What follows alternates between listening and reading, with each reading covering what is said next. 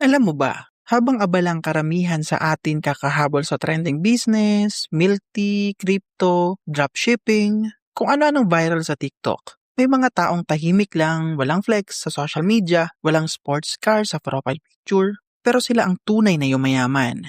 At alam mo kung bakit? Kasi hindi sila naghahabol sa hype, naghahabol sila sa demand. At kadalasan, ang negosyo nila, boring. At dito ka mabibigla.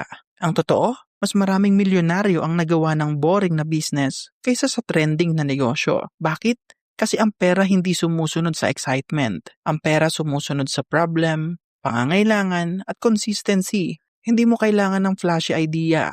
Hindi mo kailangan ng viral product. Kailangan mo lang ng negosyo na palagi kang kailangan, inuulit-ulit bayaran, at kayang palakihin.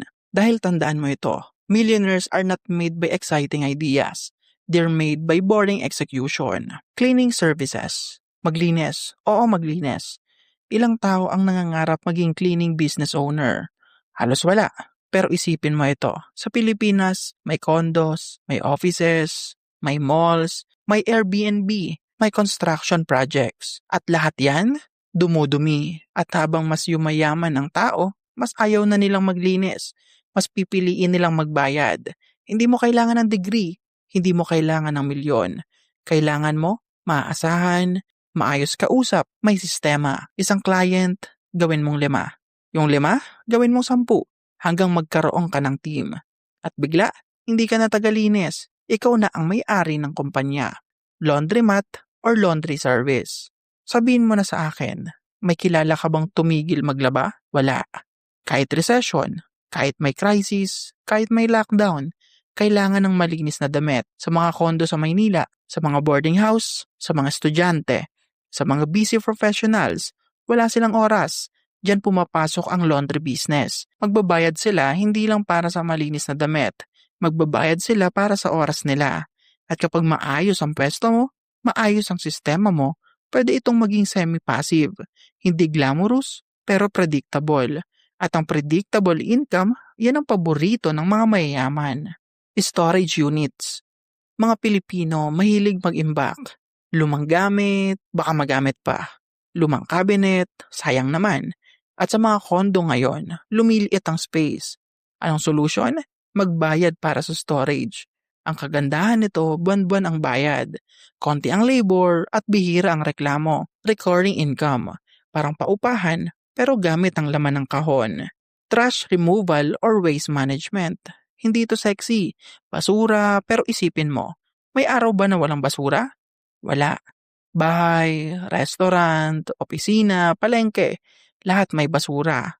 At kailangan itong kolektahin. Ang maganda dito, may contracts. Kapag nakakuha ka ng subdivision, apartment o commercial building, monthly income yan. Tahimik, stable, hindi trending, pero tuloy-tuloy ang kita.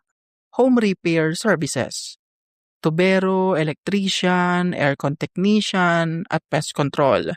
Boring, 'di ba? Oo. Pero kapag nasira ang tubo mo ng 10 PM, maghahanap ka ba ng pinakamura? Hindi. Maghahanap ka ng pinakamabilis. At ang urgency, yan ang may premium. Ang sikreto ng yumayaman dito, hindi sila habang buhay may hawak ng tools.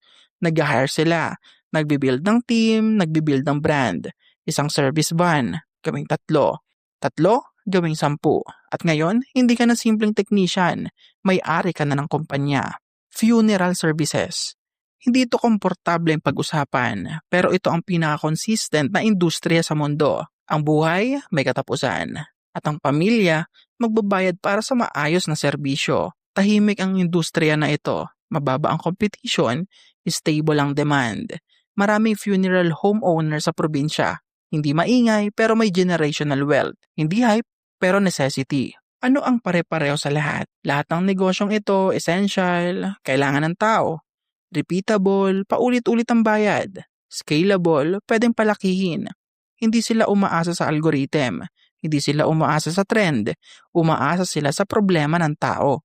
At habang may problema, may kita. Kaya ang tanong, handa ka bang magtayo ng boring na negosyo? Kung ito naman ang magpapalaya sa'yo, handa ka bang tumigil sa kakahabol sa uso at magsimula sa demand? Hindi mo kailangan maging genius. Kailangan mo lang maging consistent. Magsimula ka sa isa. Kumuha ng unang customer, ayusin ang sistema. mag-hire, mag-scale.